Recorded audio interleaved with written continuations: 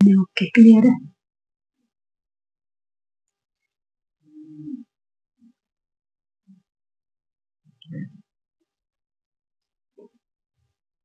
Hello guys, good evening, welcome back to you my YouTube channel study with किरण।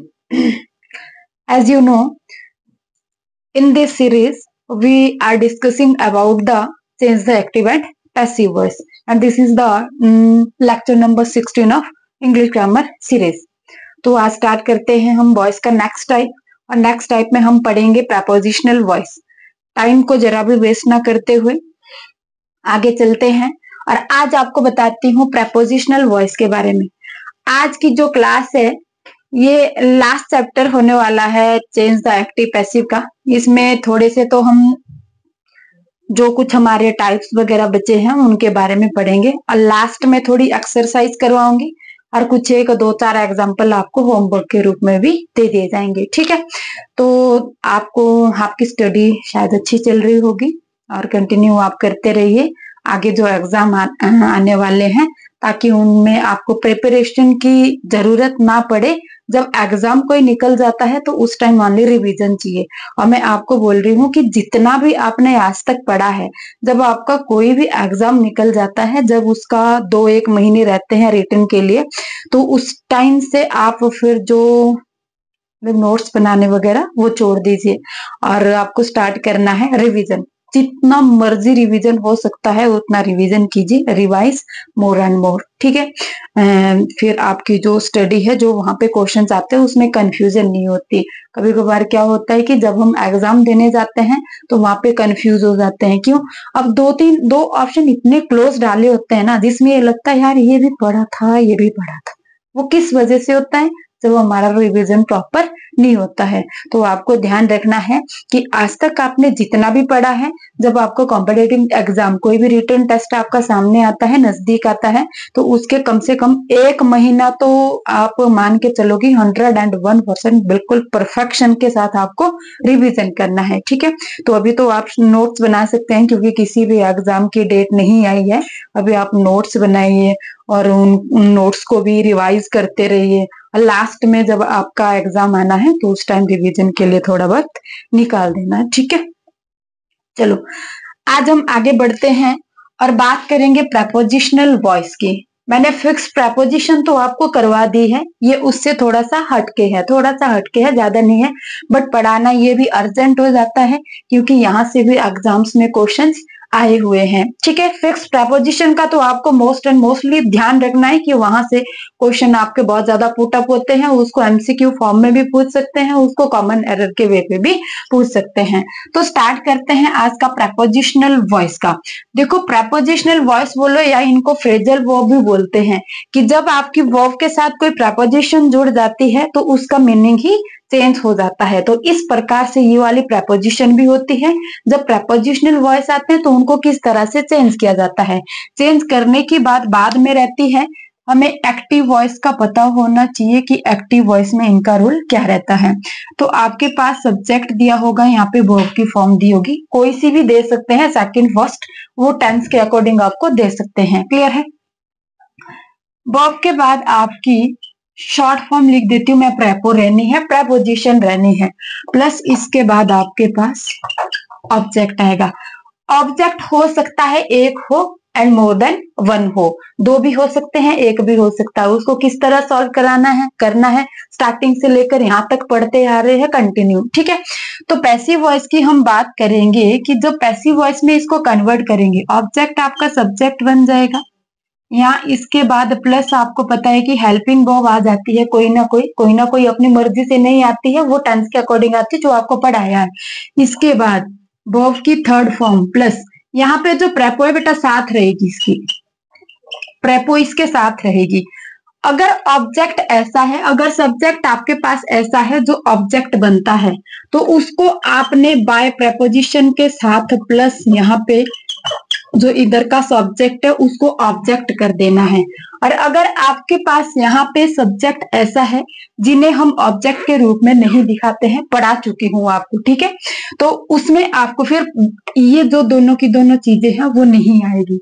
अगर है object subject जिसको object के रूप में दिखा सकते हैं तो बाय देख के उसको दिखाना है, अगर नहीं है तो आप बाय प्रपोजिशन का यूज भी नहीं करेंगे। क्लियर है इतना? जैसे हम एग्जाम्पल लेंगे, she is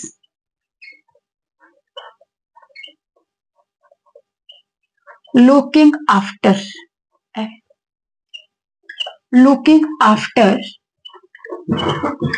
her father. Clear है? यहाँ पे देखो सब्जेक्ट है, हेल्पिंग वर्ब है, वर्ब की फर्स्ट फॉर्म के साथ आईएनजी है। ठीक है, इसके बाद प्रपोजिशन आपको दिख रही होगी आफ्टर। ठीक है, लुकिंग आफ्टर, लुकिंग आफ्टर का मतलब होता है देखभाल करना। क्लियर है? हर फादर, ये आपके पास ऑब्जेक्ट है। इसको जब हम पैसिव वॉइस में कन्वर्ट करेंगे किस तरह से, सबसे पहले तो जो ऑब्जेक्ट है ये सब्जेक्ट बन जाएगा। क्या बनेगा? हर फादर बना दिया। यहाँ पे दिख रहा है इज प्लस आईएनजी है, तो मैंने आपको बताया जब इजेमार यहाँ दिया होगा तो नीचे भी इजेमार आना है, और आईएनजी की जगह कौन सी फॉर्म आती है? बीईआईएनजी, बीइंग आता है। क्लियर है? ठीक है, यहाँ पे देखो हर फादर सिंगुलर है ना, इसलिए इज लगाया। आर भी आ सकता था अगर ये प्लूरल होता, बट सिंगुलर है इसलिए इज आया है। Her father is. अब आईएनजी की जगह क्या लगाते हैं? Being. Her father is being, third form कर दो, लुक्ड। इसके बाद तुरंत इसकी प्रपोजिशन लेनी है, लुक्ड आफ्टर बाय शी, ऐसा है जिसका हम दिखा देते हैं ऑब्जेक्ट के रूप में हर वन। क्लियर है? समझ में आया सभी को? क्या क्या हमने कि यहाँ पे जब वर्ब की फर्स्ट फॉर्म के बाद नहीं, जो भी फॉर्म होगी इसके बाद जब हमारे पास कोई प्रपोजिशन आ जाती है तो उस प्रपोजिशन को नीचे भी हम वर्ब की तुरंत फॉर्म के बाद यूज करते हैं। समझ आया? और यहाँ पे प्रपोजिशन यूज हुई है, आप ये मत समझिएगा कि यहाँ पे अब बाय नहीं लगेगा, यहाँ पे बाय लगेगा ऑब्जेक्ट को डिनोट करने के लिए। समझ आया? नेक्स्ट एग्जांपल हम लेते हैं,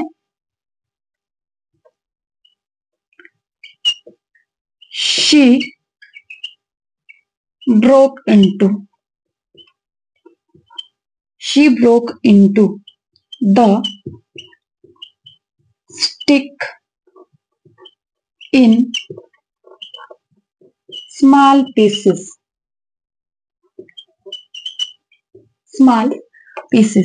यहाँ पे देखो she सब्जेक्ट है, यहाँ पे वर्ब की फॉर्म है, ये प्रपोजिशन दिख रही है ना, वर्ब की फॉर्म के बाद प्रपोजिशन, उसके बाद एक आपका ये है, आगे आपके पास ये ऑब्जेक्ट दिया गया है। सबसे पहले सब्जेक्ट बनाएंगे, क्या आएगा? The stick. अब यहाँ पे टेंस को देखना है, इधर वाले टेंस को देखना है कि कौन सा है, ब्रोक है ना, सेकेंड फॉर्म है ना, वॉज आना है। The stick was, third form करनी है ब्रोकन, इसके तुरंत बाद into, broken into in small pieces.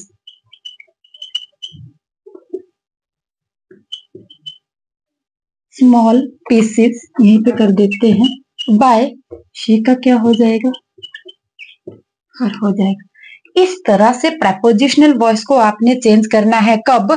जब वर्ब की तुरंत फॉर्म के बाद आपके पास प्रपोजिशन दी गई है तो वर्ब की तुरंत फॉर्म के बाद एडजेक्टिव उस प्रपोजिशन को नीचे भी लेके आना है। ठीक है, थर्ड एग्जांपल लेते हैं,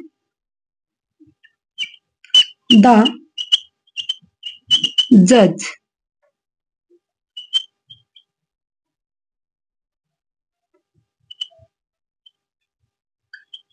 inquired into the case। ये आप बनाएंगे, ये मैं बना देती हूँ, एक आपके लिए छोड़ दूंगी। ठीक है, द जज inquired into the case. Clear है? अब यहाँ पे देखो वर्ब की फॉर्म है, इसके बाद प्रपोजिशन है, सेम ये पूरा का पूरा नीचे आएगा। क्लियर है? देखना है, ये ऑब्जेक्ट है, इसको लिखो the case.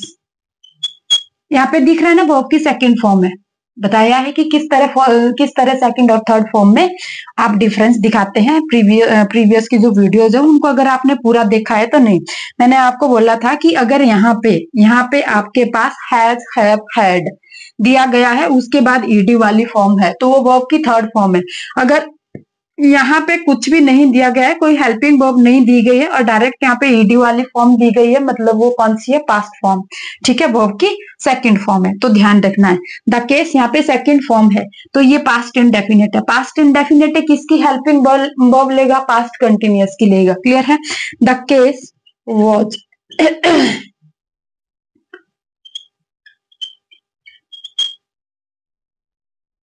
The case was inquired, और इसके बाद तुरंत जो प्रपोजिशन लगी है यूज करो। The case was inquired into, proposition by ले लो, जज। क्लियर है। आराम से आप इन एग्जाम्पल्स को सॉल्व कर सकते हैं। ठीक है। फोर्थ एग्जाम्पल, और बेटा ये आपके लिए होमवर्क के रूप में है। ठीक है। शी नहीं लिखो, the girls were laughing at the boys। ये आपके लिए है और इसको आप सॉल्व करके कमेंट बॉक्स में मुझे भेज देंगे।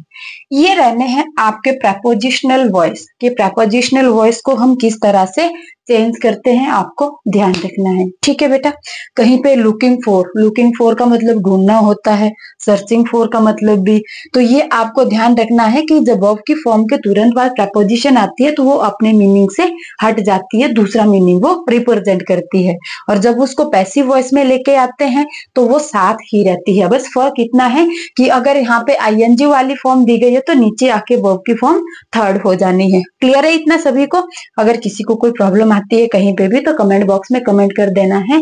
अदरवाइज आज तक किसी ने कोई कमेंट नहीं किया है कि देखी है क्लास की नहीं देखी है, मुझे नहीं पता, बट फिर भी किसी को प्रॉब्लम रहती है तो एक बार फिर से कमेंट बॉक्स में कमेंट कर देना। मैं आपको पूरा रिप्लाई और यहाँ पे फिर से एक्सप्लेन कर दूंगी बिल्कुल इजी वे पे। ठीक है। ये था बेटा प्रेपोजिशनल वॉइस के रूप में। जब प्रेपोजिशन आ जाती है वर्ब के बाद तो वहां पे हम किस तरह से उसको पैसिव वॉइस में कन्वर्ट करते हैं। क्लियर है। ठीक है। ये है, अगर आप इसका स्क्रीनशॉट लेना चाहते हैं तो ले सकते हैं, ऐसे है तो क्लियर। नेक्स्ट हम बात करेंगे, ये तो था प्रेपोजिशनल वॉइस का, और अब मैं आपको एक वर्ब और बताती हूँ।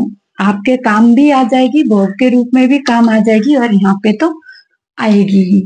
ठीक है। जब आपके पास कभी एग्जाम्पल दिया गया हो,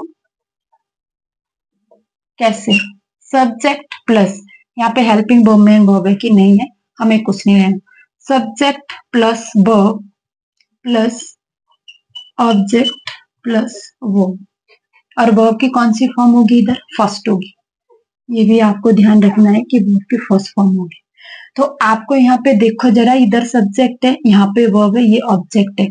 अब आप वर्ब की फॉर्म कौन सी मेन लेंगे, ये तो आप सभी को पता है कि मेन वर्ब की फॉर्म जो कैसे होनी है, थर्ड बननी है। वो वाली तो ये होती है जो सब्जेक्ट के बाद आती है, कहीं पे सब्जेक्ट के बाद जो वर्ब की फॉर्म रहेगी पैसिव वॉइस में जाके वो थर्ड बनेगी। और ये वाली जो इधर वाली वर्ब की फॉर्म है ये कहाँ जाएगी, बताती हूँ आपको। आपको बेटा मैं पहले भी बता चुकी हूं कि जो वर्ब की फॉर्म रहती है आपके पास, एक इन्फिनिटिव वर्ब मैंने आपको बोला था,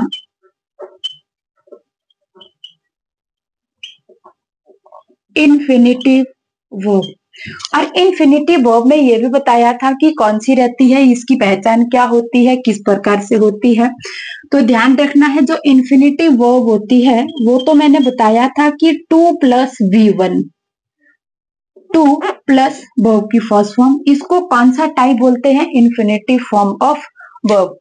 और सेकेंडली जो जैसे आपके पास ये इधर आई है ना V1 खाली, ठीक है, और कौन से वाली, ऑब्जेक्ट के बाद वाली, इसको हम क्या बोलते हैं, इसको तो आपने क्या बोला, इन्फिनिटिव। इसको भी बोलते तो इन्फिनिटिव ही है, इन्फिनिटिव। पर ये कौन सी इन्फिनिटिव होती है, ये कौन सी इन्फिनिटिव होती है, तो आपको बता रही हूं मैं, जो 2+V1 है इसको बेटा फुल इन्फिनिटिव वर्ब कहा जाता है।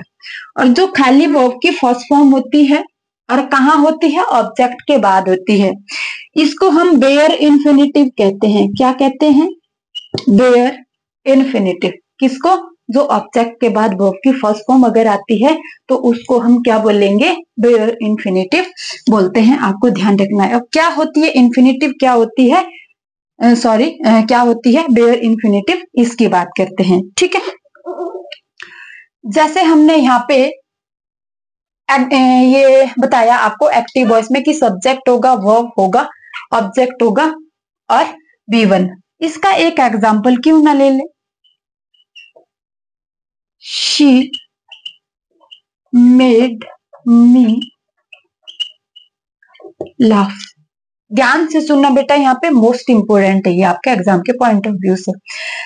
अब यहाँ पे देखो, ये सब्जेक्ट है, हाँ जी है, उसके बाद वर्ब की फॉर्म है, बशर्त दूसरी फॉर्म है, इस फॉर्म से लेना ही कुछ नहीं है, इसमें तो चेंज हो जाना है। यहाँ पे आपके पास ऑब्जेक्ट है और इसके बाद वर्ब की फर्स्ट फॉर्म है कि नहीं है, हाँ जी है। तो इसकी अगर हम बात करें तो यहाँ पे फुल इनिटिव तो हमें कहीं देखने को नहीं मिल रही। 2 प्लस वर्ब की फर्स्ट फॉर्म तो इस वाले एग्जाम्पल में दूर दूर तक कहीं देखने को नहीं मिल रही। और यहाँ पे अगर हम बात करें तो ऑब्जेक्ट के बाद वर्ब की फर्स्ट फॉर्म देखने को मिल रही है।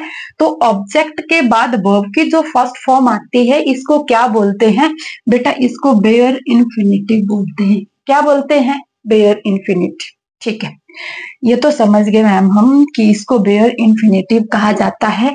पर पैसिव वॉइस में क्या करें इसका, तो आपको ध्यान रखना है कि जहां आपको बेयर इन्फिनिटिव देखने को मिले और वहां पे एग्जाम्पल आपको चेंज द पैसिव का दिया गया है, क्वेश्चन चेंज द पैसिव का है, तो ध्यान रखना है कि इन्फिनिटिव किसमें कन्वर्ट होती है, फुल इन्फिनिटिव में कन्वर्ट होती है।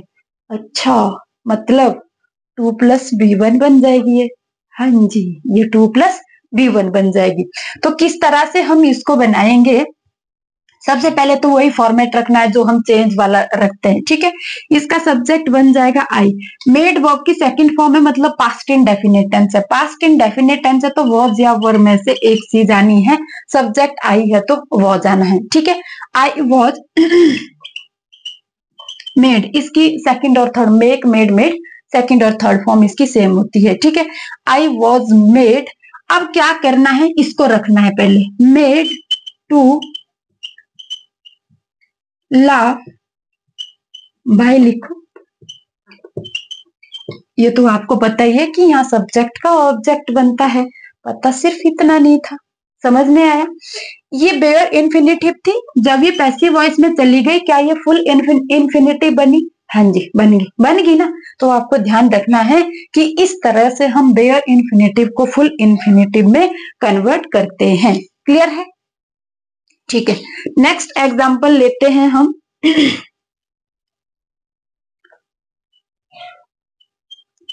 I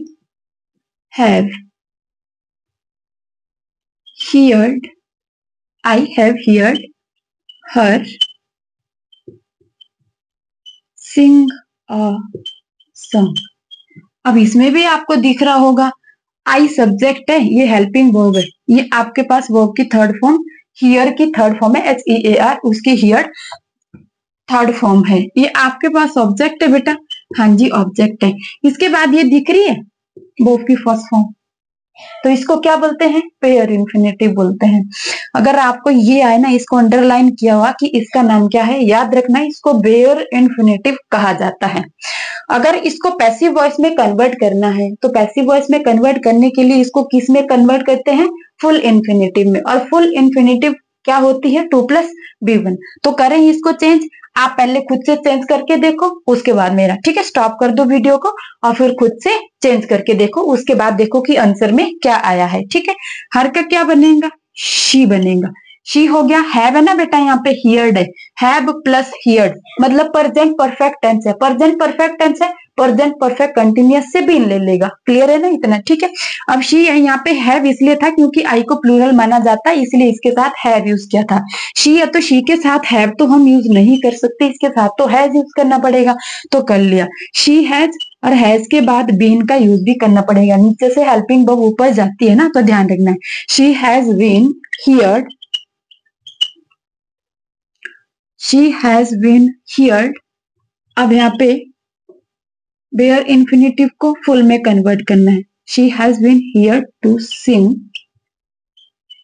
अ सॉन्ग, इसको फिर यहाँ पे पूरा ही लेना है। बाय आई का मिले। क्या आपको समझ आया बेयर इन्फिनेटिव को फुल इन्फिनेटिव में कैसे कन्वर्ट करते हैं, इनके जो एक्टिव पैसिव है वो चेंज कैसे करते हैं? क्या आप सभी को पता लगा? अगर नहीं लगा होगा तो बता रही कि कमेंट बॉक्स में आपने बताना है, ठीक है। थर्ड एग्जाम्पल है आई मेड हिम क्राई। ये तो बेटा आपके लिए है, पर एक एग्जाम्पल और भी आपके लिए देना है।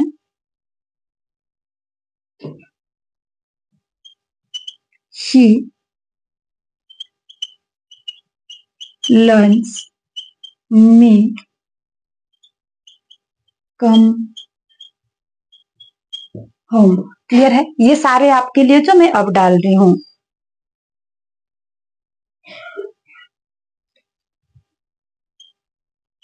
She learned me play। एक, दो, तीन, आप आराम से इनको कर लेंगे। क्लियर है? किसी भी सेंटेंस को पैसिव वॉइस में कन्वर्ट करने में कोई प्रॉब्लम होती है, कमेंट बॉक्स है ना, उसमें डाल देना, मैं आपको सॉल्यूशन बता दूंगी कि इसको किस तरह से, किस टाइप से इसे सॉल्व करना है। ये था बेटा आपका bare and full infinitive. Bare infinitive क्या होता है, फुल इन्फिनेटिव क्या होता है। बेयर इन्फिनेटिव को पैसिव वॉइस में आके किस में कन्वर्ट कर देते हैं, फुल इन्फिनेटिव में कन्वर्ट कर देते हैं। मैं भी आपको ये पॉइंट क्लियर हुआ होगा, ठीक है। अब हम थोड़ा सा नेक्स्ट वाला एक आधा पॉइंट रहता है, उसको एक बार आपको बताती हूँ कि किस तरह से उसके, वैसे तो मुझे ये लगता है कि शायद मैंने वो वाला पॉइंट आपको बताया है, पर अगर नहीं बताया होगा तो काम आ जाएगा।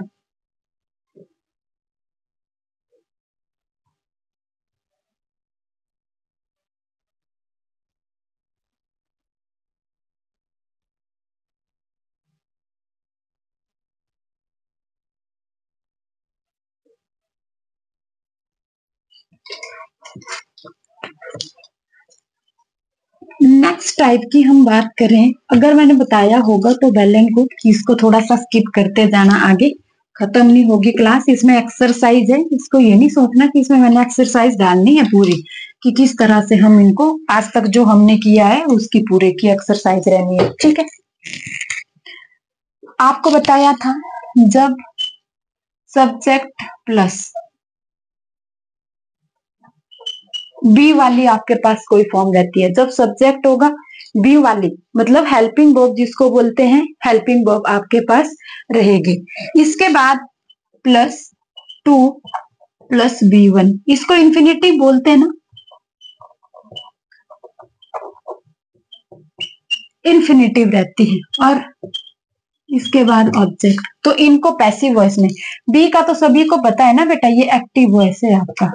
बी का तो सभी को पता है ना, बी में कौन कौन सी फॉर्म रहती है, it's am are was were, और बीन भी आती है, B E B double E N, वो भी आती है। बट आपको अभी यहाँ पे ध्यान रखना है इज एम आर और वॉज वर का। क्लियर है? टू प्लस बी वन आएगी, इन्फिनिटिव आएगी, ऑब्जेक्ट। तो इसको किस तरह से हम आगे पैसिव वॉइस में कन्वर्ट करेंगे, तो पैसिव वॉइस में जब हम इसे कन्वर्ट करेंगे तो इसका क्या रहेगा, आपके पास सेम रहेगा, सब्जेक्ट रहेगा प्लस बी रहेगा प्लस यहाँ पे टू रहेगा प्लस वर्ब की थर्ड फॉर्म रहेगी, सॉरी टू के बाद बी रहेगा प्लस वर्ब की थर्ड फॉर्म रहेगी। यहाँ पे जो सब्जेक्ट है और जो आपके पास ऑब्जेक्ट है उसे आपको एडजेक्टिव रहने देना है, अब अगर आपके पास ऑब्जेक्ट होता है तो, ठीक है। ये वाला आपका इस तरह से बनेगा।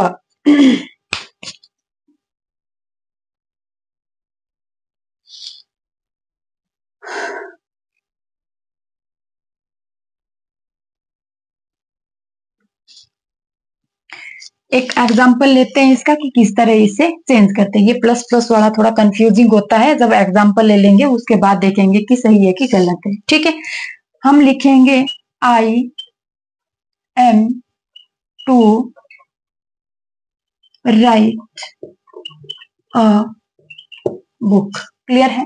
अब यहाँ पे सब्जेक्ट रहना है, सब्जेक्ट ऑब्जेक्ट बनेगा। किस तरह से आएगा आपका? ए बुक, यहाँ पे एम है ना, बोला इज एम आर में से, अगर इधर एम है, इज एम आर है, तो नीचे भी सेम आना है, इज एम आर आना है।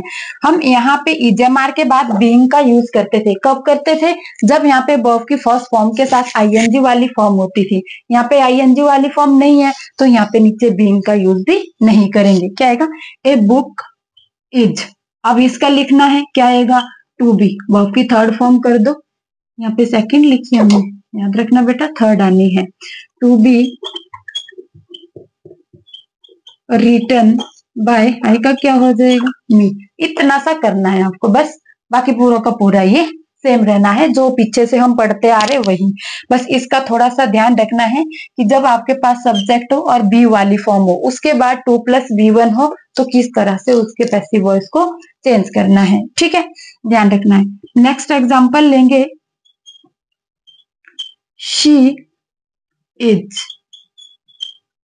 She is a letter, she is to write a letter. ये बिल्कुल इजी वाले हैं। क्या आएगा? ए लेटर, सिंगुलर है ना, ए इधर है तो सिंगुलर है। A letter is to be written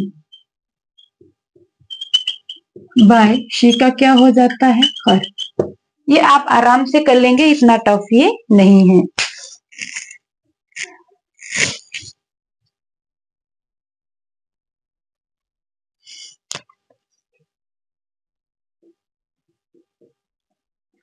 they had to go market. कैसे चेंज होगा? इनका याद रखना है कि अगर आपके पास यहाँ पे ऑब्जेक्ट जो है वो स्ट्रॉन्ग नहीं दिया गया है, जिसका कि हम सब्जेक्ट नहीं बनाते हैं, ठीक है, जिनका कि हम सब्जेक्ट नहीं बना सकते हैं, तो उसके लिए मैंने आपको एक तरीका बताया है कि अगर इसको चेंज करना ही पड़े, अगर अर्जेंट हो गया है, आपके पास एग्जाम्पल दिया ही गया है कि इसको चेंज करना ही है, तो आपको ध्यान रखना है कि इसको सिंपल वे में भी कर सकते हैं और जो हम ऊपर से लेकर फॉर्मेट अपनाते रहे हैं उसको भी कर सकते हैं। आप इसका वैसे ही भी बना सकते हैं कि दे हैड, पैसिव वॉइस में ले जाना है टू बी और वर्ब की थर्ड फॉर्म गॉन मार्केट। इस तरह आप इसको चेंज कर सकते हैं, कोई प्रॉब्लम नहीं है जब आपके पास, हाँ अगर एग्जाम्पल में आपके पास इस तरह दिया ही गया है, तो आप इसका ऑब्जेक्ट सब्जेक्ट अगर बनाने का दिया ही गया है, बहुत अर्जेंट दिया गया है, तो आप भी चेंज कर देना, market had to be gone by them. काम खत्म। समझ आया? आपको याद रखना है, इन्हें दोनों तरीके से आप चेंज कर सकते हैं जहां पे ऑब्जेक्ट स्ट्रांग नहीं होता है। क्लियर है बेटा? ये आपको इस तरह से चेंज करने हैं। और वैसे तो मुझे लग रहा है कि मैं करवा चुकी हूँ ये कहीं, अभी जो हम ये लेक्चर जो पीछे हुए हैं, मुझे ऐसा लग रहा है कि शायद किया ही हमने, बट अगर नहीं किया होगा, रह गया होगा बीच में, तो ये था आपका एक्टिव पैसिव वॉइस का पूरा चैप्टर। मैंने आपके लिए बिल्कुल जीरो से उठाया है और जितने भी इसके टाइप रहते हैं मे भी मैंने सारे के सारे करवा दिए हैं जहां तक मुझे मिले हैं। इंग्लिश ग्रामर मैंने भी पढ़ी है, जहां तक जिस भी ग्रामर की बात करो आप, तो मैक्सिमम ग्रामर के मैंने आपको बिल्कुल डन करवा दिए हैं एक्टिव पैसिव वॉइस। ठीक है, तो इसके जितने भी लेक्चर बने होंगे 5-6, आपको ध्यान रखना है। अगर आप बीच का लेक्चर देखेंगे, मैं बता रही कि बेटा नहीं समझ आएगा, आपको जरा भी समझ नहीं आएगा, यही पता नहीं रहेगा कि मैंने कहाँ से शुरू किया कहाँ खत्म किया। क्यों समझ नहीं आएगा? क्योंकि बताया कि हर एक चीज को चढ़ने की एक सीढ़ी होती है। अगर आप ये सोचो कि 5th कर लूं और उसके बाद टीचर बन जाऊं, ऐसा पॉसिबल है? नहीं है। अगर ऐसा पॉसिबल नहीं है तो ये भी पॉसिबल नहीं है कि आप टेंस का प्रेजेंट इंडेफिनिट ना ही पढ़ो और लास्ट में जाके आप फ्यूचर परफेक्ट कंटिन्यूअस टेंस पढ़ो और आपके टेंस डन हो जाएंगे। ऐसा बिल्कुल भी नहीं हो सकता। हर एक चीज का एक रिदम होता है। ठीक है, आपको चाय बनाने हैं तो चाय बनाने के लिए आप सबसे पहले क्या डालेंगे, आपको पता है बर्तन लेंगे कि आप ऐसे करेंगे कि सबसे पहले पत्ती डाल दी और उसके बाद चीनी डाल दी फिर उसके बाद पानी डाल दिया, ऐसे बनती है चाय? नहीं, उसका एक रिदम है, सिस्टम है।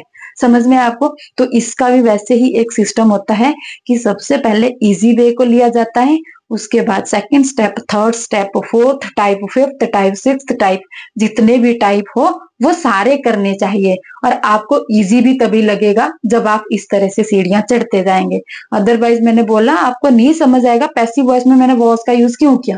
अगर आपको टेंस चार्ट याद नहीं है कि किस तरह से चेंज किया जाता है, कौन सा टेंस कौन से टेंस की हेल्पिंग वर्ब ले लेता है, तो मुझे लगता है कि फिर तो बेकार है काम, फिर बिल्कुल बेकार है। और ये वाली बात तो हमेशा याद रखनी है कि मैंने, जैसे हम एक टेंस का एक सेंटेंस लेंगे एक्टिव वॉइस के लिए, उसको पैसिव वॉइस में कन्वर्ट करते हैं और जब पैसिव वॉइस में कन्वर्ट करते हैं तो हेल्पिंग वर्ब हम उसे अगले वाले टेंस के लिए लेते हैं।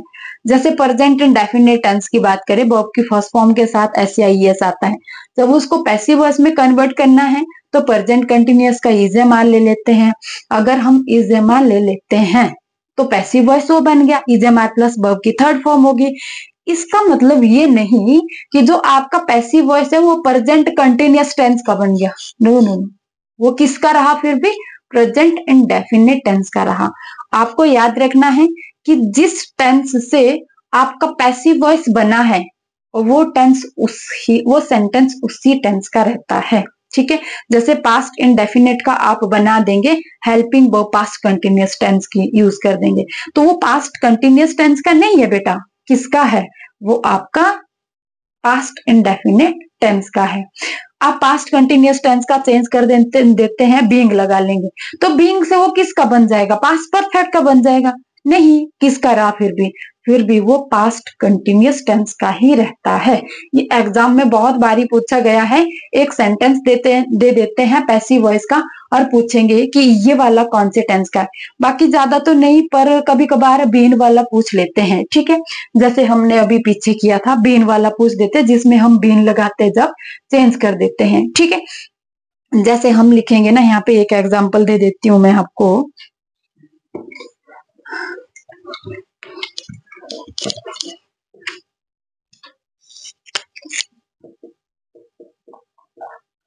They had made a new house.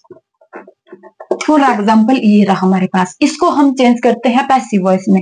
तो यहाँ से आपको पता है ना, ये आपको दिख रहा है ना, हैड प्लस वर्ब की थर्ड फॉर्म कौन सा टेंस लेता है? पास्ट परफेक्ट लेता है। ये पास्ट परफेक्ट का है। किस तरह से हम करेंगे इसको आगे चेंज? इन न्यू हाउस। अब हेड तो इसी का रहना है, ए न्यू हाउस हेड। आपको पता है कि बीन लेना है इसमें, नीचे से पास्ट परफेक्ट कंटिन्यूअस टेंस का बीन ले लेता है। A new house had been made by them. अब क्वेश्चन कहां से आएगा? ये वाला एक सेंटेंस दिया जाएगा, ये वाला। फॉर एग्जाम्पल मान के चलो ये आपके पास क्वेश्चन है और नीचे इसका क्वेश्चन आपके पास क्या दिया गया है कि write the name of tense, write the name of tense of the above sentence. और नीचे ऑप्शन में क्या होगा? ऑप्शन में नंबर ए में होगा आपके पास पास्ट परफेक्ट कंटिन्यूअस टेंस, दूसरे में होगा पास्ट परफेक्ट टेंस और तीसरे में आपके पास होगा प्रेजेंट परफेक्ट। ये कंटिन्यूस है, कंटिन्यूस टेंस, और डी में होगा प्रेजेंट परफेक्ट टेंस। क्लियर है? तो ये तो मुझे पता है कि प्रेजेंट परफेक्ट वाला आप बाहर कर देंगे, प्रेजेंट परफेक्ट वाला भी और प्रेजेंट परफेक्ट कंटिन्यूस वाला भी, ये आराम से आप बाहर कर देंगे।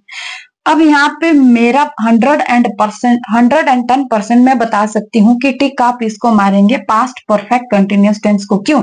क्योंकि आपने इसमें एक बीमारी देख ली है, और इसमें बीमारी कौन सी देखी है? बीन वाली। और ये आपको पता है कि जो बीन की अगर हम बात करें तो ये आता पास्ट परफेक्ट कंटिन्यूस टेंस में है, पर ये आपने नहीं देखा कि बीन के बाद यहाँ पे वर्ब की फर्स्ट फॉर्म के साथ आईएनजी भी आना था। यहाँ पे तो वर्ब की थर्ड फॉर्म है। अगर यहाँ पे बीन के बाद वर्ब की थर्ड फॉर्म है, इसका मतलब है कि ये आपका पैसिव वॉइस है। और पैसिव वॉइस अगर ये है तो ये कहां से चल के आया है, कहां से ये परफेक्ट कंटिन्यूस में घुसा है? तो आपको पता है कि ये पास्ट परफेक्ट से आया है। कहां से आया है? पास्ट परफेक्ट से। तो पास्ट परफेक्ट का टेंस है, लिया तो थोड़ा सा है इसने, चेंज करने के लिए थोड़ा सा लिया। अगर थोड़ा सा लिया इसने तो ये थोड़ी ना दूसरे के घर का हो गया। मान लीजिए आप जाते हैं किसी के घर में और बोलते हैं उनको कि यार 10 एक रुपए दे दो, मुझे जरूरत है। तो 10 एक रुपए उन्होंने आपको दे दिए, इसका मतलब ये तो नहीं कि आप उनके घर के हो गए, रहे तो आप फिर भी अपने घर के ना। तो आपको भी यहाँ ध्यान रखना है कि ये और के घर में नहीं जाएगा, ये भी अपने ही घर में रहेगा, पास्ट परफेक्ट के घर में ही रहेगा। समझ में आया? ये नहीं सोचना कि नहीं हेड के बाद बीन प्लस थर्ड फॉर्म, कभी कभार आ जाता है, आ नहीं जाता है बेटा, लॉजिक होता है इसके पीछे। समझ में आया? ये किसका है? पैसिव वॉइस का है। इसलिए आया है क्योंकि ये पैसिव वॉइस का है, अपनी मर्जी से नहीं आया, ये पैसिव वॉइस का है इसलिए आया है। और पैसिव वॉइस में जब चला जाता है तो टेंस में उसी ही रहता है। अगर पास्ट परफेक्ट का है तो पास्ट परफेक्ट में रहेगा, प्रेजेंट इंडेफिनिट का है प्रेजेंट इंडेफिनिट में रहेगा, ये आगे चेंज नहीं होता है। ये नहीं सोचना कि अगर आई के साथ ईजमाल लग रहा है और फिर वर्ब की थर्ड फॉर्म यूज हो रही है तो ये आगे चला गया प्रेजेंट कंटिन्यूअस में चला गया। नहीं बेटा, फिर भी ये प्रेजेंट इंडेफिनिट का ही टेंस रहना है। बहुत बार बेटा क्वेश्चन पूछे जाते हैं, ये आपको ध्यान रखना है इन चीजों के रिगार्डिंग। क्लियर है ना? ये थे आपके एक्टिव पैसिव, जितने भी टाइप्स हो सकते थे पॉसिबल है वो मैंने करवा दिए यहाँ पे। ठीक है? अगर हमें कोई प्रीवियस ईयर, अभी मैंने जो क्वेश्चंस लिए हैं ये है तो प्रीवियस ईयर एग्जाम्स के जो भी आए हैं, किन्हीं किन्हीं के लिए जो भी किसी किसी एग्जाम में आए हैं उनके हैं। पर अगर आपने ये सारे लेक्चर जिन्होंने देखे हैं ना, मैं गारंटी देती हूँ कि आप जरा भी नहीं फंसेंगे, थोड़े से भी आप नहीं फंसेंगे, क्योंकि आप पढ़ चुके हो इन चीजों को। तो आपको फंसने वाली तो कोई दिक्कत ही नहीं रहेगी। एग्जाम्पल फर्स्ट है,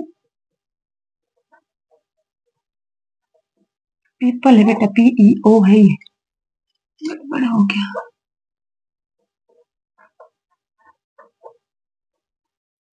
people speaks English all over the world. इस सबसे पहले तो मैं ये बताती हूँ कि इस सेंटेंस में एक मैंने गलती छोड़ी है। ये नहीं सोच रहा मुझे पता नहीं रहा, मुझे पता है, पर छोड़ा मैंने आपके लिए है। क्लियर है? आपके लिए रखा है। इस सेंटेंस में एक गलती है, वो एरर आपको मुझे बतानी है कि गलती है तो कहाँ है, क्योंकि आपको सब कुछ पढ़ा चुकी हूँ। और अगर मैं पढ़ा चुकी हूँ तो ये भी आपको ध्यान रखना है कि छांटना आपका काम है, आपको फाइंड आउट करना आना चाहिए। ठीक है? Example number 1। सेकंड लेते हैं,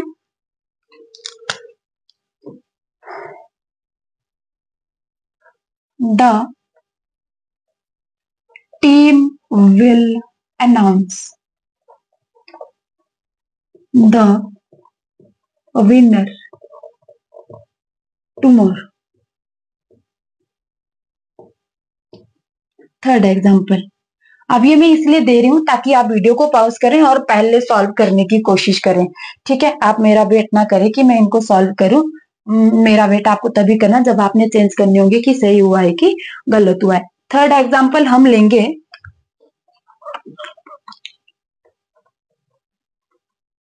who invited you in this party. करवाया है ना WH फैमिली वाला, बिल्कुल कराया है जी। फोर्थ एग्जाम्पल है the migrant was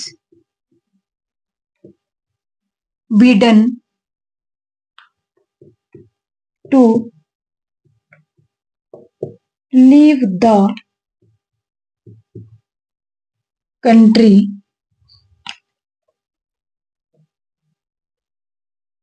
by the authority। Fifth number में है give the child a nourishing diet।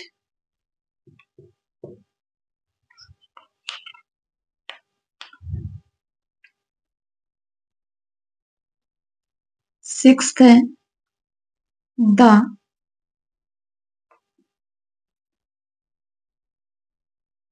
magician was being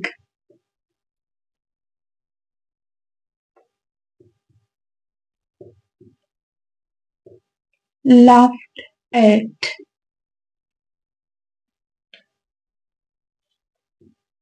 by everyone।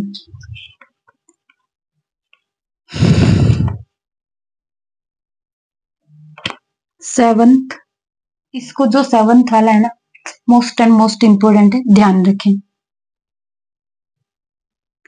One should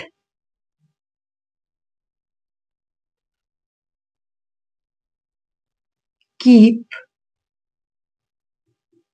once promise. और एट्थ है हु इज बोदरिंग यू। लो बेटा, करो खुद से करने की कोशिश।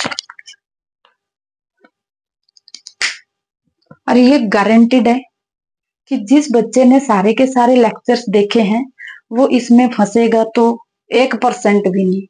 मेरे को तो ये जरा भी टफ नहीं लग रहे। जितने एडवांस्ड लेवल तो मैंने करवाए हैं वो वाला तो इसमें मुझे एक में भी नहीं लग रहा है। अब आपको ध्यान रखना है कि जैसे ये वाला है, इसका था कि change the passive voice of the following sentence. Clear? इसका भी सेम था कि change the passive voice of following sentence. Third जो आपका है, इसका था change the active voice of the following sentence. ये आपको दिख रहा है ना, बाय इधर आ गया, बाय आ गया इधर। यहाँ पे देखो वॉज है प्लस वर्ब की थर्ड फॉर्म है। वॉज के साथ कभी आती है वर्ब की थर्ड फॉर्म किसी टेंस में? जरा भी नहीं आती। और ये आपको पता है एक्टिव पैसिव की बात करें तो जरूर आती है। आती है ना? हाँ जी आती है। तो ये वाला आपका कौन सा है? पैसिव वॉइस है। ये पैसिव है और इसको पैसिव से किस में कन्वर्ट करना है? एक्टिव वॉइस में कन्वर्ट करना है। ये देखो, give the child a nourishing diet. आपको यहाँ पे दिख रहा है कुछ? B1 plus object. बताएंगे जरा इसमें कौन सा टाइप है? इंपेरेटिव सेंटेंसेस पढ़ाए थे आपको? पढ़ाए थे तो उसी का ये टाइप। नेक्स्ट है द मैजिशियन वॉज बीइंग। यहाँ पे देखो वॉज और बीइंग दिख रहा है, इसके बाद वर्ब की थर्ड फॉर्म है। पैसिव वॉइस में ना, तो इसको किस में चेंज करना है? एक्टिव वॉइस में चेंज करना है। क्लियर है? ये देखो, one should keep one's promise. आपको मैंने ये भी कराए, मॉडल्स जरूर कराए। याद है मुझे कि मैंने मॉडल्स कराए, किस तरह से इनको सॉल्व करना है आपका काम है। हु इज बोदरिंग यू कराए बेटा। WH फैमिली वर्ड करवाए ना? कराए। आप वीडियो को पॉज कर ले और इनको सॉल्व करने की कोशिश करें। मोस्ट एंड मोस्ट एग्जाम्पल है ये, आपके इंपोर्टेंट एग्जाम्पल है आपके एग्जाम के पॉइंट ऑफ व्यू से। ठीक है, अब पहले को सॉल्व करने की कोशिश करते हैं। आप इसको यहाँ पे पॉज कर देना और खुद से सॉल्व करना। सॉल्व हो जाए सारे के सारे, उसके बाद वीडियो को प्ले करना है और प्ले करने से देखना है कि आपने एरर अगर की है तो कहां पर की है। क्लियर है इतना? ठीक है, अब देखना है people speaks English all over the world. अब इसको फाइंड आउट करो। सब्जेक्ट है, वर्ब की फर्स्ट फॉर्म है, और यहाँ पे आपका एक और यहाँ से आगे का आपका दूसरा ऑब्जेक्ट हो गया। ठीक है, अब यहाँ पे थोड़ी सी जगह कम है तो मैं कोशिश करती हूँ यहाँ पे छोटा छोटा लिखने की, आपको समझ आ जाए। अब जब हमारे पास दो ऑब्जेक्ट होता है तो मैंने ड्यूल ऑब्जेक्ट का आपको बताया है कि किस तरह से करना है। इंग्लिश को क्या बनाना है, सब्जेक्ट बनाना है। देख लो, इंग्लिश। ठीक है, अब ये टेंस कौन सा है बता देती हूँ, प्रेजेंट इंडेफिनिट टेंस है। प्रेजेंट इंडेफिनिट टेंस है तो इजम आर आना है। अगर इजम आर आना है तो इंग्लिश सिंगुलर है, लैंग्वेज है, लैंग्वेज सिंगुलर रहती है। ठीक है, इंग्लिश इज वर्ब की थर्ड फॉर्म कर दो, spoken all over the world, all over the world. अब यहाँ पे देखो बेटा, आपके पास एग्जाम्पल में अगर कोई ऐसा एग्जाम्पल दिया है जिसमें बाय पीपल लिखा है, जिसमें बाय पीपल लिखा है, मान लीजिए 3 एग्जाम्पल है जिसमें लास्ट में बाय पीपल लिखा है, और एक एग्जाम्पल ऐसा है जिसमें कि ये वाली चीज नहीं लिखी गई है, तो करेक्ट कौन सा करेंगे, जिसमें ये वाली चीज नहीं लिखी गई है। क्यों बताया है ना आपको, जैसे आपका एवरीवन हो गया, एवरीबॉडी हो गया, नोबडी हो गया, वी हो गया, दे हो गया, और ये आपका पीपल हो गया। और जैसे जो स्पेसिफिक सब्जेक्ट मैंने आपको बताया था ना, स्पेसिफिक टास्क के रिगार्डिंग, जैसे डॉक्टर इलाज करता है तो डॉक्टर को नहीं, अध्यापक पाठ पढ़ाता है तो ये अध्यापक का काम पढ़ाना, अध्यापक का काम होता है, डॉक्टर का काम पढ़ाना नहीं होता है।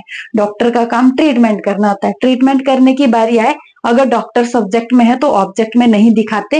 ये specific task change the voice में मैंने आपको बताया था।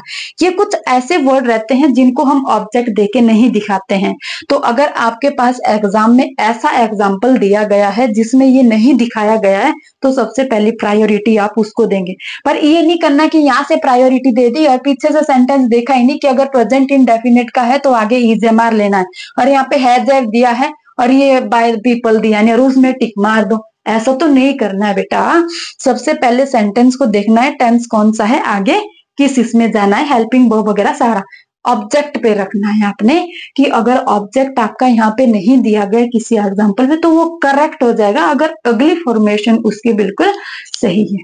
क्लियर हुआ यहाँ पे, ये वाला क्लियर होगा सभी को। मैं थोड़ी सी साइड हट जाती हूँ अगर किसी ने ये इसका ये स्क्रीनशॉट लेना है, क्योंकि मैंने बेटा इसको रफ कर देना है, हमारे पास स्पेस की थोड़ी कमी पड़ चुकी है।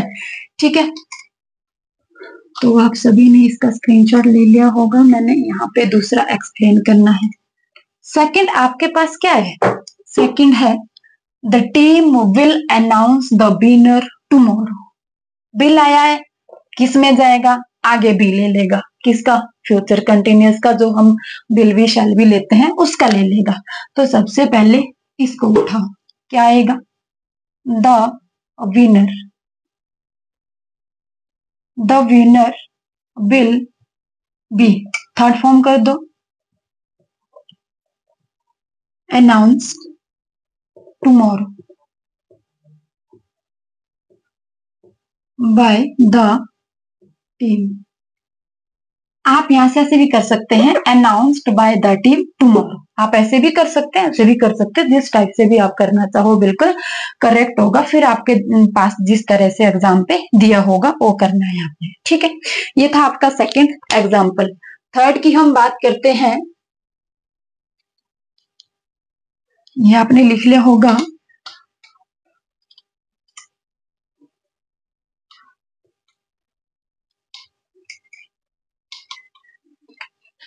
ये बेटा WH फैमिली का दिख रहा है ना आपको। ठीक है, अब WH फैमिली का तो है ही, पर वर्ब की सेकंड फॉर्म भी है। अगर वर्ब की सेकंड फॉर्म है तो पास्ट इंडेफिनिट टेंस का है। इसको किस तरह से करते हैं आपको पता है ना, WH फैमिली में से एक ही वर्ड है वो जो चेंज हो जाता है, जिसका हम क्या बना देते हैं, बाय हुम। अब इतना आपको पता है कि ये जो सेंटेंस है वो किसका है, पास्ट इंडेफिनिट टेंस का है। पास्ट इंडेफिनिट टेंस का है, इंटरोगेटिव है। इंटरोगेटिव है तो यहाँ पे क्या लगना है, वहां की हेल्पिंग वर्ब लगनी है। पास्ट इंडेफिनिट पास्ट कंटिन्यूअस में जाता है, इज एम ले लेगा, तो वो हम किसके अकॉर्डिंग लेंगे, वो हम सब्जेक्ट के अकॉर्डिंग लेंगे। ये देखो बेटा होम, WH फैमिली है, उसके बाद वर्ब की सेकंड फॉर्म है, इसके पास अपना सब्जेक्ट तो नहीं है ना जिसका हम ऑब्जेक्ट बनाएंगे, तब तो वो इधर आ जाना था, वर्ब की फॉर्म के तो पहले आना था, तो वो है नहीं। अगर वो है नहीं तो हमें यहाँ से ऑब्जेक्ट का सब्जेक्ट बनाना है, तो सब्जेक्ट क्या रहना है यहाँ पे, यू रहना है। अगर यू यहाँ पे सब्जेक्ट रहना है तो पास्ट की एक फॉर्म आनी है, या वॉज आना है या वर आना है। वॉज रखते पर यहाँ पे यू है, प्लूरल है तो यहाँ पे भी प्लूरल वर्ब रखनी पड़ेगी। समझ आया, क्लियर हुआ। By whom were you third form कर दो, invited in this party. By whom were you invited in this party, ये आपका चेंज हो गया, कौन सा, थर्ड वाला चेंज हो गया। तो आप देखना चाहते हैं,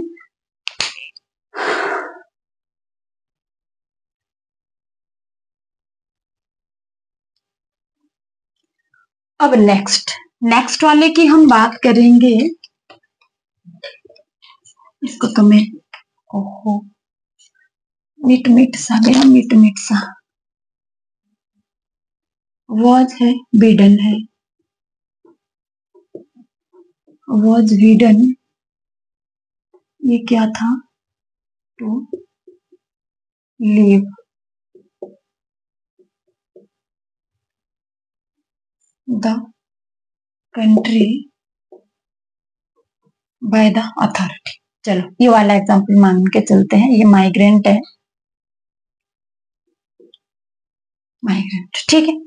अभी हमने यहाँ पे देखा वॉज है, बीडन है, इसके साथ तो आईएनजी वाली फॉर्म आनी थी, अगर यहाँ पे थर्ड फॉर्म लगी इसका मतलब पैसिव वॉइस है। अगर पैसिव वॉइस है तो यहाँ पे क्वेश्चन है, ये क्वेश्चन है तो इसका आंसर एक्टिव वॉइस में देना है। क्वेश्चन आया है कि इसको एक्टिव वॉइस में चेंज करना है, किस तरह से आप चेंज करेंगे। एक तो आपके पास ये वॉज रिमूव हो जाएगा, पता है ना, रिमूव हो जाएगा। क्यों हो जाएगा, क्योंकि पैसिव वॉइस बनाने के लिए लिया है पास्ट कंटिन्यूअस से। अगर ये रिमूव हो जाएगा मतलब पास्ट कंटिन्यूअस में, तो ये भी फिक्स बात है कि यहाँ पे इस बिडन की जो है वो कौन सी फॉर्म लगनी है, सेकंड फॉर्म लगनी है, ठीक है। अगर यहाँ पे सेकंड फॉर्म लगनी है तो ये पास्ट इंडेफिनिट टेंस में जाना है, पास्ट इंडेफिनिट टेंस में जाना है तो यहाँ से हमें क्या बनाना है, सब्जेक्ट बनाना है। सब्जेक्ट बनाने के लिए क्या करेंगे, आपके पास यहाँ पे बाई के बाद जो दिया गया है वो इसका सब्जेक्ट बनेगा। कैसे लिखेंगे, द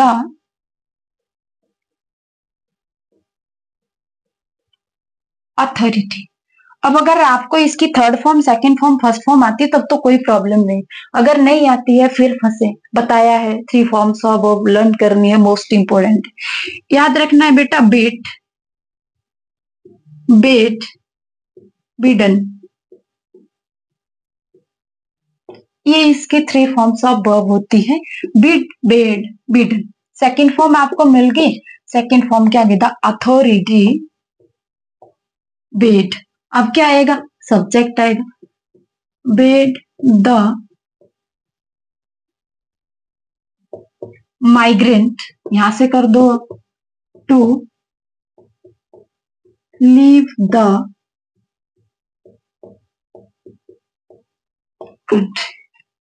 हो गया चेंज, एक्टिव वॉइस में आ गया। अब अगर आप इसको एक्टिव वॉइस से, अगर ऐसे नहीं आ रहा तो आपको पता है कि 4 एग्जाम्पल होते हैं, 4 एग्जाम्पल होते हैं ना, तो जो चारों के चारों एग्जाम्पल है उनको कोशिश करो पैसिव वॉइस में कन्वर्ट करने की, कि कौन सा सेंटेंस आपका इस तरह का पैसिव वॉइस बनता है वही आपका आंसर होगा। क्लियर है, थोड़ा टाइम तो लगेगा इसके लिए, अगर टाइम जरा भी नहीं लेना है तो आपको यही फॉर्मेट अपनाना पड़ेगा जैसे मैंने करवाया है। क्लियर है, ये था आपके पास, मे भी आपको ये वाला समझ आ गया होगा, आया होगा। बस स्टार्टिंग से क्लासेस देखी है तब तो इम्पॉसिबल है, जिसको नहीं आएगा, हाँ अगर नहीं देखी है तो फिर तो प्रॉब्लम ही प्रॉब्लम रहनी है। अब यहाँ पे देखो, give the child a nourishing, ये मैंने बताया था वर्ब की फर्स्ट फॉर्म में प्लस सब्जेक्ट है। अगर ऐसा है तो सेंटेंस आपका किसका है, सेंटेंस हमारा इंपेरेटिव सेंटेंस का है। अगर इंपेरेटिव सेंटेंस है, क्या बोल रहा है, give the child a nourishing diet, आपको एडवाइस किया जा रहा है, एडवाइस किया जा रहा है। तो एडवाइस वाले हम किस तरह से करते हैं, देखो एक तो आपके पास था जिसमें हम क्या करते थे, ऐसे बोलते थे you are advised to give the child a nourishing diet, ठीक है, पर मेरी ओर से वो ऑप्शन में नहीं है, मेरी ओर से नहीं है। अगर वहां पे आया तो ऑल द वेरी बेस्ट, तो गुड लक आपके लिए अगर ऐसा आया है। आपको ध्यान रखना है कि जब हम इसको चेंज करते हैं तो मैंने आपको दूसरा फॉर्मेट बताया था, कौन सा बताया था, यहाँ पे आप लिखेंगे, ये वर्ब की फर्स्ट फॉर्म है, ये ऑब्जेक्ट है, ये क्या बन जाएगा, सब्जेक्ट बन जाएगा, लिख दो सब्जेक्ट बनाना है, द चाइल्ड है ना, द चाइल्ड क्या आता है बेटा, शुड बी, थर्ड फॉर्म कर दो, गिवन, ये लिखो,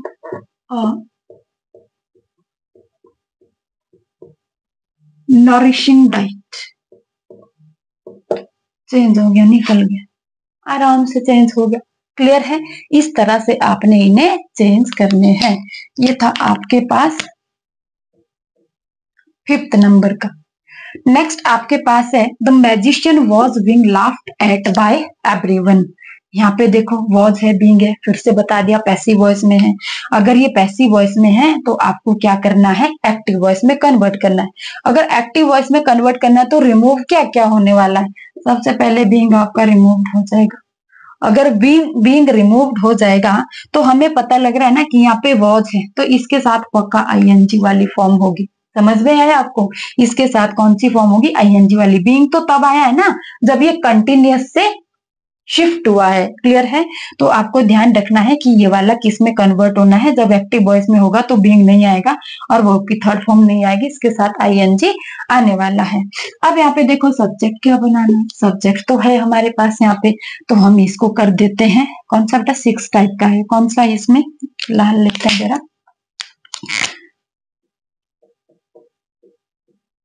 आराम से बनाएंगे। एवरीवन सिंगुलर होता है, एवरीवन वॉज, अब यहां से लाफिंग,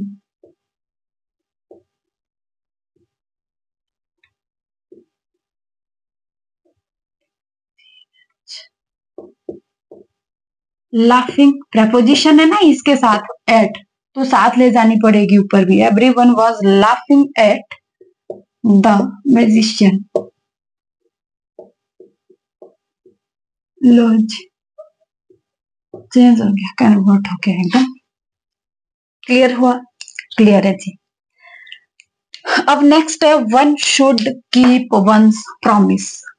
अगर one should keep one's promise है ना, तो आपको थोड़ा सा पीछे लेना चाहती हूँ। मैंने आपको एक रूल बताया था कि हम क्या करते हैं, पॉजेसिव एडजेक्टिव को आगे नहीं ले जाते हैं।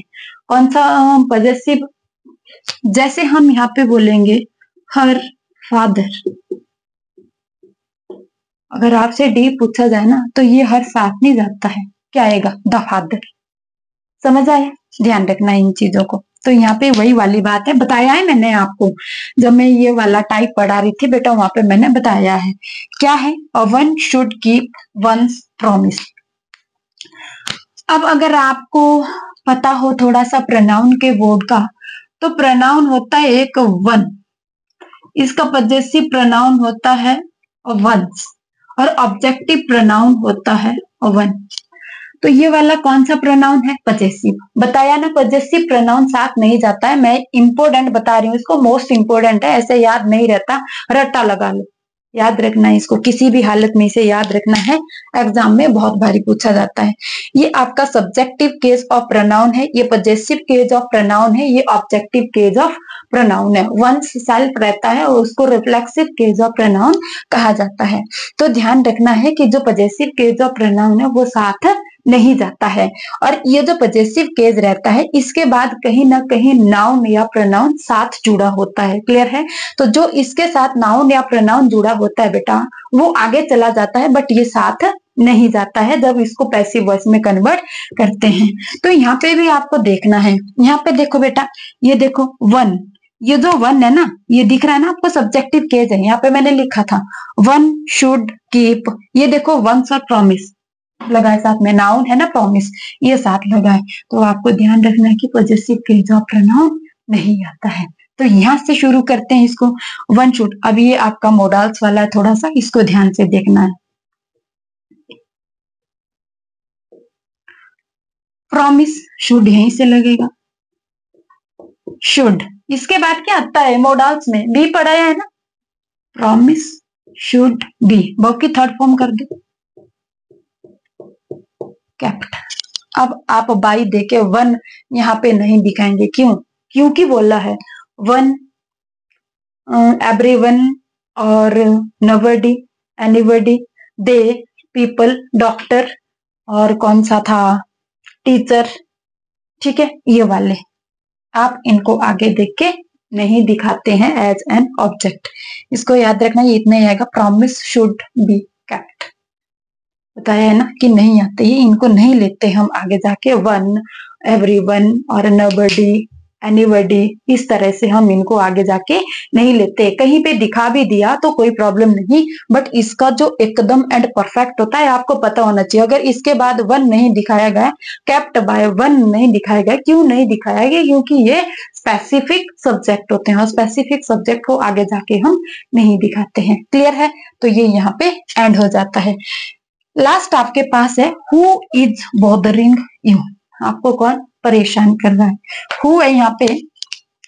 तो इसको फिर से क्या कर देंगे, ये 8वां है और ये 7वां था। ठीक है, हु को बाय होम में कन्वर्ट हो जाता है, बाय होम।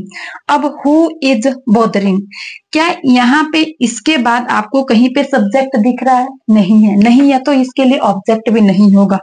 सब्जेक्ट तो नहीं दिख रहा पर ऑब्जेक्ट तो है, ऑब्जेक्ट जो हमारा सब्जेक्ट बनेगा। तो बाय होम यू, समझ में आए? यहाँ पे आपके पास यू रहना है। अब इजम आर इधर है तो इधर भी वही आना, इजम आर, ये प्लूरल है तो आर आएगा, बाय होम आर यू। अब यहाँ पे देखो बेटा आईएनजी लगा है ना, आईएनजी, आईएनजी के बदले आप क्या लगाते हैं, बीइंग लगाते हो ना, very good, being. By whom are you being लिख दो। अब verb की थर्ड फॉर्म लगानी पड़ेगी ना, आईएनजी नहीं चलेगा। वो देखा, आपको किसके द्वारा परेशान किया जाता है? क्लियर है? समझ आया? अगर आपने पीछे वाले जो लेक्चर्स हैं उनको अच्छी तरह पढ़ा होगा, थोड़ा रिवाइज किया होगा, तब तो बेटा आपको प्रॉब्लम नहीं आएगी। हाँ, अगर आपने रिवाइज नहीं किया होगा तो ये वाला लेक्चर चाहे देखो ही ना, क्योंकि नहीं समझ आएगा। आप सोचेंगे हमें पागल बनाया जा रहा है। हाँ, जिसकी ऑलरेडी पकड़ अच्छी है इंग्लिश ग्रामर में वो लास्ट का लेक्चर देख सकते हैं, क्योंकि इसमें आपका रिवीजन के लिए एक सेक्शन दिया गया है। ठीक है, अब मैं आपको घर के लिए होमवर्क देती हूँ। जो आपको करना है वो आपका होमवर्क, मुझे भेजो कि ना भेजो, पर मैंने ये सारे प्रीवियस ईयर के निकाले हैं तो इनको सॉल्व करना वैसे तो बनता है आपका, बाकी आप देख लेना कि आपने करना होगा कि नहीं करना है।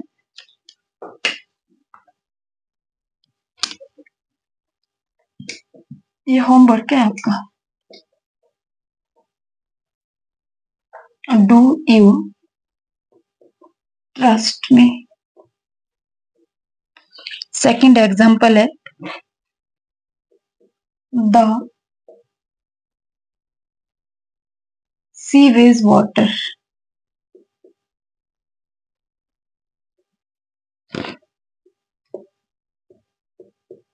Smells found. थर्ड एग्जांपल आपके लिए है प्लीज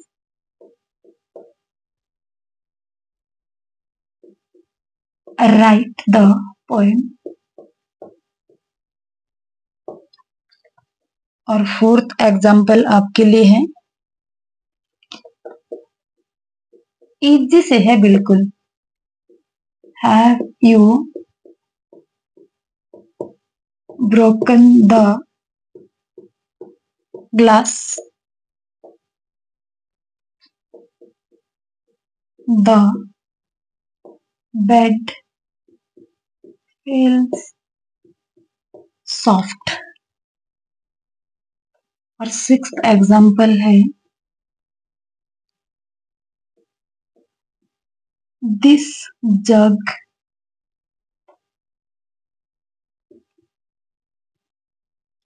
कंटेन्स वाटर। ये वाले आपके पास 6 एग्जाम्पल है जो आपके एग्जाम्पल के पॉइंट ऑफ व्यू से बहुत इंपॉर्टेंट है। सभी को कोशिश करनी है कि इन्हें सॉल्व करें, और अगर किसी को सॉल्व करना नहीं आया, कोई वाला जो आपको सॉल्व करना नहीं आएगा, उसे आपने कमेंट बॉक्स में छोड़ देना है कि मैम इसका बताना है, इसका हमें चेंज करना नहीं आया। वैसे मैं बता रही हूँ कि जिन्होंने सारे लेक्चर्स देखे हैं तो किसी का रिप्लाई ये नहीं आएगा कि नहीं मैम ये चेंज करना नहीं आया, क्योंकि सारे के सारे उन्हीं में से हैं जो हम पढ़ चुके हैं। और इतना भी बता रही हूँ कि हमने तो बहुत डीप पढ़ा है, उनमें से ये तो कुछ भी नहीं है। क्लियर है? बस ये रहता है थोड़ा सा कि अगर पैसिव से एक्टिव में कन्वर्ट करना है तो उसकी थोड़ी सी प्रैक्टिस कर लेना, थोड़ा सा रिवीजन कर लेना। तो ये है बेटा आपका होमवर्क। सभी से मेरी उम्मीद है कि सारे के सारे अपना होमवर्क करेंगे। ये बोर्ड को थोड़ा छोड़ देती हूँ मैं। तो ये थी बेटा आज की क्लास आपकी, और पैसिव वॉइस का चैप्टर यहीं पे खत्म होता है। मेरे आइडिया से तो आगे नरेशन पढ़ेंगे, बट जो रेगुलर क्लासेस देखते हैं वो एक बार बताएं मुझे कि क्या आपको आगे नरेशन पढ़नी है। तो जो आपका टेंस का वॉइस का नरेशन का टॉपिक है ये टोटली खत्म हो जाएगा, और उसके बाद हमारे पास जो बचना है वो 8 पार्ट ऑफ स्पीच ही बचना है। ठीक है, तो उसके बाद फिर 8 पार्ट ऑफ स्पीच हम कंटिन्यू करेंगे जब नरेशन खत्म हो जाती है। अदरवाइज आपकी मर्जी है कि आपको कोई नेक्स्ट टॉपिक पढ़ना है तो आप वो भी बता सकते हैं। ठीक है, आप अपना ध्यान रखिए, मस्त रहो, खुद में हेल्थ का सबसे पहले ध्यान रखना है बेटा, ताकि आगे जो आपकी स्टडी में है वो थोड़ा सा कोई फर्क ना पड़ जाए, आपकी स्टडी डिस्कनेक्ट ना हो जाए। कंसिस्टेंसी अगर बनी रहती है तो वेल एंड गुड है। क्लियर है? बाकी तो ये कि चलता रहता है, थोड़ा बहुत तो चलता रहता है, बट ज्यादा डिस्कनेक्ट मत हो जाना स्टडी से, ये ध्यान आपको रखना है। ठीक है, आज के लिए काफी है। पैसिव वॉइस के लिए बोलो बाय बाय। हमने पैसिव वॉइस के सारे टाइप्स कर लिए हैं जितने भी होते हैं, और आज के लिए यही खत्म करते हैं लेक्चर को। Good night to all, take care all of you.